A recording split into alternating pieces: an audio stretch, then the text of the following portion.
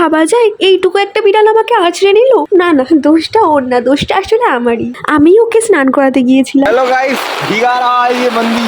কি বলবো বন্ধুরা, এই ঝমঝমে বৃষ্টিতে আমাকে ইঞ্জেকশন লাগাতে যেতে হচ্ছে। আমার ভাই এখন আমার জন্য টিকিট করছে, কারণ ও সব জানে যে কার পরে কোন ঘরটায় যেতে হয়, কি কি বলতে হয়। কারণ কিছুদিন আগে ওই বিড়ালটা ওকেও আঁচড়েছিল, হি।